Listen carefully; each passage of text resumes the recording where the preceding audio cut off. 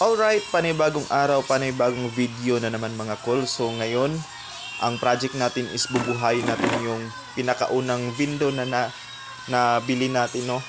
Ito yung pinakauna talaga, bali second hand to na nabili ko.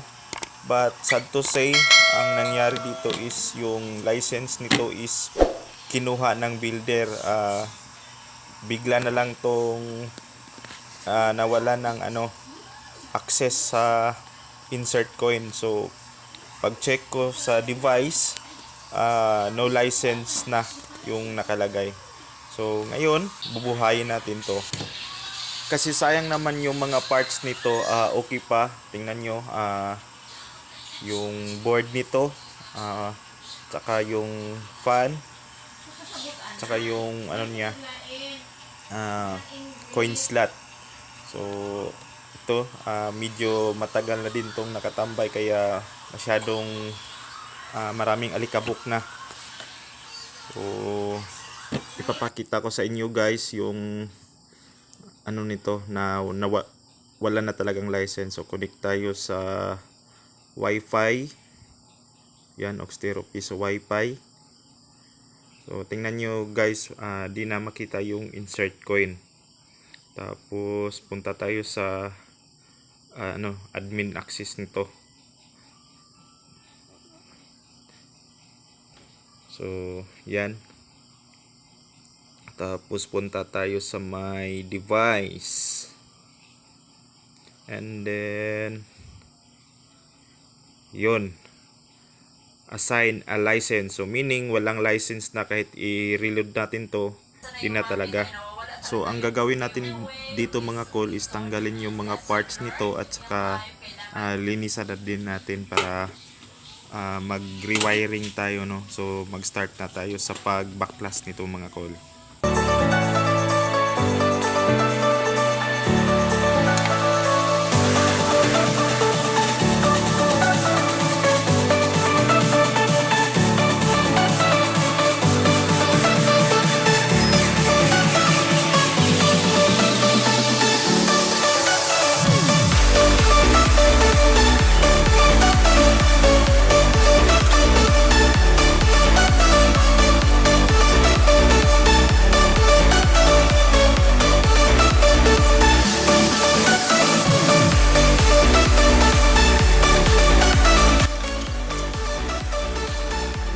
Alright, natapos na din natin yung pagbaklas, at saka yung gagawin natin ngayon is linisan itong box at saka yung mga parts nito.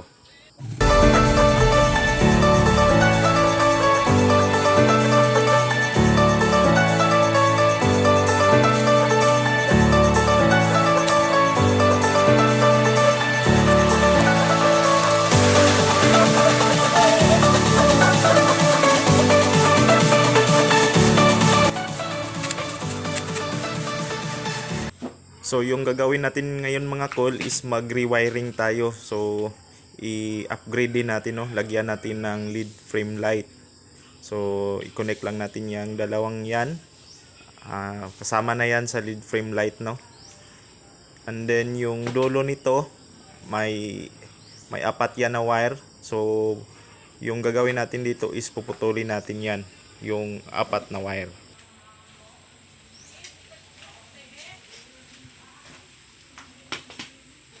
Alright, so putulin na natin yung wire. So ayan.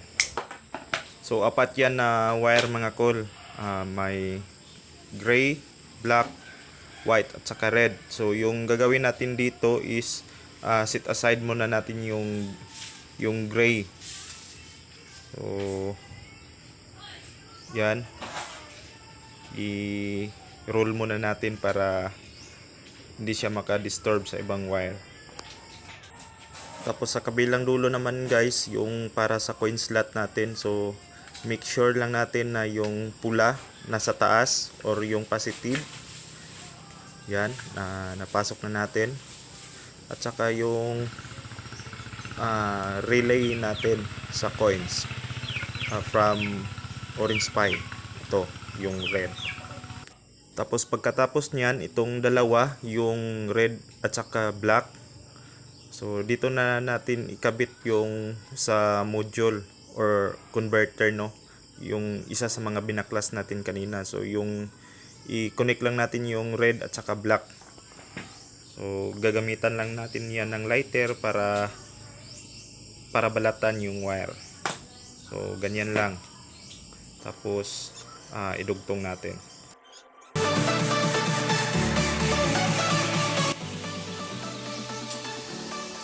Gamitan ulit ng lighter para mabalatan yung isang wire. So yan.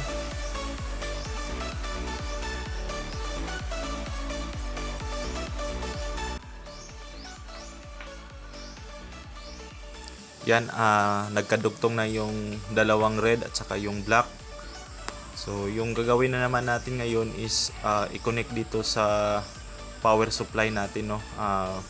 Dyan sa taas may nakalagay na positive at saka negative. Medyo malabo na lang kasi luma yung power supply natin, but may indicator naman dyan na plus at saka minus. So unahin natin yung negative and then yung positive naman. So yan, connect natin. Yan, connected na sa power supply natin yung module converter natin, no. So dito guys, dyan isasaksak yung cord ng orange Pi natin. Yan. Tapos yung dulo naman nito para ma-power yung orange Pi natin. So yan lang. So ikabit natin guys para makita natin yung plastada ng orange Pi natin galing sa power supply papuntang module natin converter. Yan. So ganito na yun guys, diba? So yan, ito yung input na lang ng power yung kulang para ma-power yung board natin.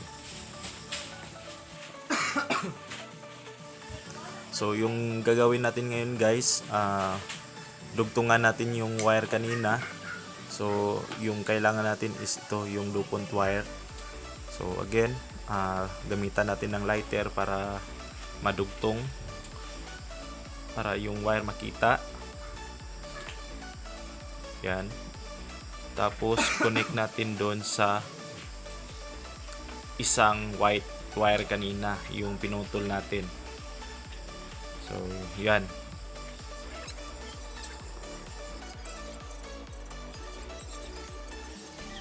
Alright, tapos na din nating madugtong.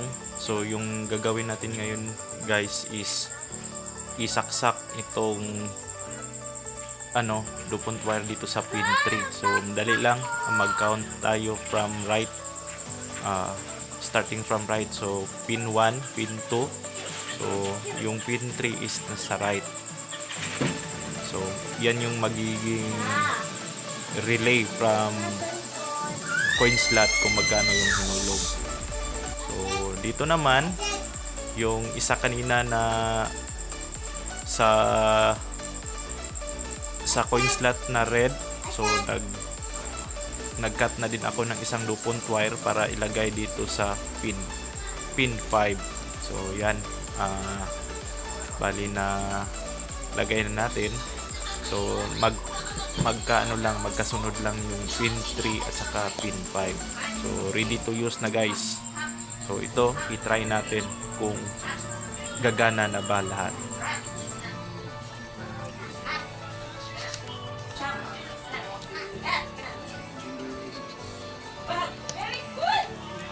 So yan, as you can see, gumana na yung LED frame light natin, at saka yung coin slot, at saka yung board natin umiilaw na rin. So successful guys yung pag-wiring natin. At dito naman guys, yan na nga, nilagay na natin sa box natin yung mga parts. So yun, yung LED frame light saka yung mga wiring sa loob. bali na connect na natin, so dito na lang pinakita kasi nga medyo mataas na masyado yung video natin. So yan, yung parts is nasa loob na ng box. Dito naman mga cool, nag-assign ako dito ng license sa board. So successful na. Di ko na lang pinakita paano mag-assign. And then yan, para gumana yung window kailangan ng 80. So yan. So try natin mga cool mag-connect. Punta tayo sa Wi-Fi and then connect tayo sa upstairs sa Wi-Fi. Yung naka-assign na is ID sa AP natin. So punta tayo sa Chrome, type lang natin yung 10.0.01 and then insert coin. Alright, gumana na yung natin window. So nahulugan na natin ng mga coins dito. Try natin kung accurate ba yung mga time. So far okay naman. So yan, and then go online. So successful mga cool. So yung board pala, pwede natin maglagay tayo ng link para kung gusto natin dumiretso sa YouTube channel natin, pwede. So yan, dumiretso sa YouTube channel natin. Alright mga call, so successful yung pagbuhay sa window. So may sentimental value yung window na yun. So papakita ko sa inyo yung window. Yan. So may sentimental value to sa akin kasi nga ito yung first window na nabili ko, no. So bali second hand to na nabili ko. And then yung nangyari is parang yung license nito kinuha ng builder, kaya hindi ko na siya nagamit. And then sayang naman, okay pa yung mga parts. Yung ginawa ko na lang is bumili ako ng bagong license para i-assign ko dito sa board. So ayun, nabuhay natin. So mapagkitaan pa to. So thank you so much guys sa panonood. Sana may natutunan kayo sa video ko. And don't forget to like and subscribe my YouTube channel para updated tayo sa mga susunod na video. So, yun lang. Thank you so much. Bye!